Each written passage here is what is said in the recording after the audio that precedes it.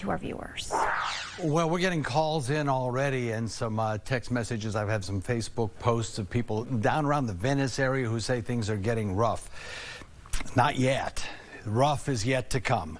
Those showers that you just saw, the wave heights that you just saw from the Skyway Bridge, nothing compared to what you'll see in about 5 or 6 hours. Those were maybe 1 or 2 foot wave heights, 2 foot, 3 foot wave heights maybe. You'll be looking at 16-foot wave heights most like, and a storm surge that could be 16 feet as well. As we go into the later part of this afternoon, we are going to watch showers and thunderstorms become widespread and heavy. We'll be looking for wind speeds increasing to 150 miles per hour, maybe 155 as the storm system makes landfall. Understand, this is effectively a Category 5 hurricane. We're talking about 155 miles an hour wind speeds right now. Technically a Category 4 storm, but it's walking speed away from a Category 5 system. So effectively the kind of damage a Category 5 can do, this storm can do.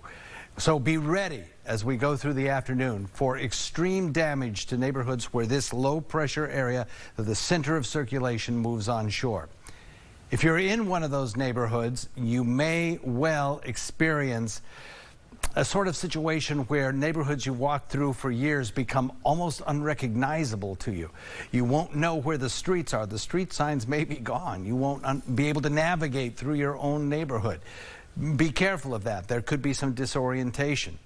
Also, there could be certainly live power lines down. There's going to be widespread trees falling. There'll be power lines down everywhere. And in fact, the power outages could last for weeks, possibly. Not out of the question. We've seen that before in storms. This is a large-scale storm with a wide eye wall. This is not a Charlie. It's much larger than a Charlie, so it can affect a much larger area. We'll want you to monitor broadcasts throughout the afternoon. You'll get the knowledge you need to help reassure you and stay calm, I assure you. When you know what the beast is easier to tame. So you'll be knowing where the winds are, where the strength of the storm system is located, and where it's making landfall as we go into, say, 5 hours from now. So monitor those broadcasts. If you don't have your First Alert Weather app on your phone, I suggest you do it because you can monitor our broadcasts if you lose power from your cell phone app. And that's a valuable tool in a situation like this. Most importantly, if you're weathering this at home in an area like Charlotte Harbor or, say, Punta Gorda or even down as far as Fort Myers, really, choose a safe room in your home now, and when you start to, if you start to, hear your building begin to creak a little bit, you'll know that you need to get into that safe room. As the wind speeds start to pick up and the core of the system approaches your house, you'll want to be in your safe room. You'll want in that safe room water. You'll want to be wearing your shoes because in the event you are unexpectedly exposed to the weather, you'll want to run to a safe location if at all possible, maybe your next door neighbor's house, and knock on that door and get inside there if at all possible. This is an extreme situation, but it can happen. So have your shoes on. It's a little thing, but it can be very helpful in these kinds of situations. Take with you a helmet if you have one. Good to have. If you don't have a bicycle helmet or something like that, and I know this is going to sound a little silly, take a pot from your kitchen that'll fit over your head and take it into that safe room. We're talking about the strongest category of hurricane that you can get almost at this point. So in the safe room, you'll want your battery powered flashlight, you'll want some rain gear, you'll want a mattress so that you can put a mattress over yourself to protect you from flying debris in the event that that's necessary. Well-built homes after 2004 should weather this storm without too much of a problem, as long as you're shuttered. But earlier homes may have difficulty. Storm surge will be a problem as well. So if at all possible, if you live right along the storm surge area along the coastline, pick your safe home in a second-story location because we could get an inundation of up to 12 to 16 feet in through Charlotte Harbor of storm surge with this storm. Here's the latest from the Hurricane Center. 155-mile-an-hour winds now upgraded. 3 more miles per hour and you've got a Cat 5 hurricane. The central pressure continues to fall.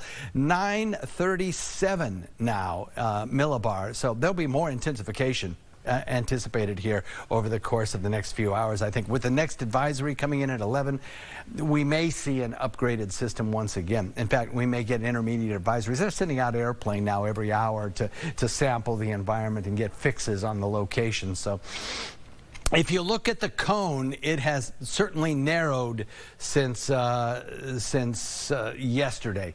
We're now looking at a landfall time when we get to about 2 o'clock, where the cone width is not much more than maybe 80 miles or so, maybe not even that. The cone length here is about 60 miles. So consider that the center line, there may be a deviation. 2/3 of the time, there'll be a deviation of 30 miles in one direction or 30 miles in another direction.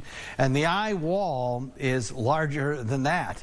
And the hurricane force winds extend outward some 45 miles. So no matter where it falls in this cone, you are going to get some very, very strong winds. We've got heavy rainfall now across the Sun Coast, and that will continue at times for the next probably 24 hours, leading to some excessive rainfall rates.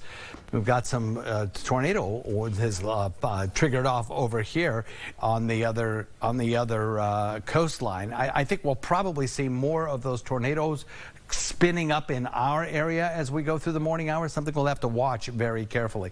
As these systems make landfall, the storms rush across the land, and as they rush across the land, they are slowed by friction against the ground at the bottom, but the upper level winds are just continuing to race forward. So you get this kind of spinning motion in the storms that trigger off these tornadoes, and we've had a multiple number of them already this morning. The eye wall itself will continue to create more onshore wind flow as we go through time. So while the storm surge is not great right now, it will become so. Heavy rainfall amounts. We're looking at rainfall rates here in some places that are probably close to 2 inches per hour. In places there's a third, there's a half. Some places maybe even higher than that. We're watching the total accumulation probably exceed 10 inches with this storm system. It's got a little bit of a wobble in the eye wall, but still it's got a very good structure. Thunderstorms are completely encircling the storm. Lots of lightning associated with this. This will be a noisy storm as well when it moves on shore. Be prepared for that. The winds will really howl as the storm system gets closer. The circulation, it's moving to the north, and then you can kind of see it starts to move a little bit to the northeast.